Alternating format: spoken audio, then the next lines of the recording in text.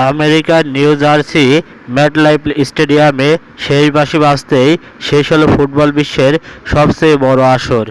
গ্যালারিতে তখন বিশ্ব চ্যাম্পিয়ন স্পেনের উল্লাস, আর মাঠের একপাশে নীরবে দাঁড়িয়েছিলেন লিওনেল মেসি।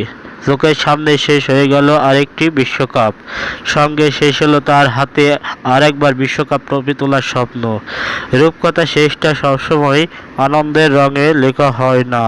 মেটলাইফে এই বিকাল যেন সেটাই আবার মনে করিয়ে দিল।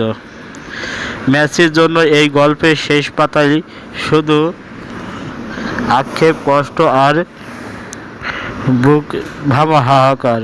ফাইনালে হারের পর সামাজিক যোগাযোগ মাধ্যম ইনস্টাগ্রামে একটি আবেগঘন বার্তা দিয়েছেন আর্জেন্টাইন এই অধিনায়ক।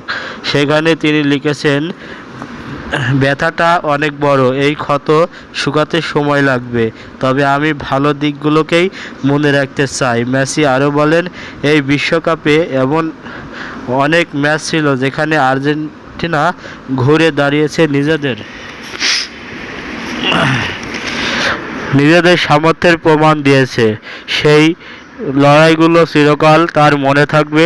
দেশটি কোটি সমর্থকের ভালোবাসা ও কৃতজ্ঞতা জানিয়েছে তিনি। তার মতে এই ভালোবাসা আর দলের নির্লজ্জ পরিশ্রমে আর্জেন্টিনাকে আবারও বিশ্বের সেরাদের কাতারে নিয়ে গেছে।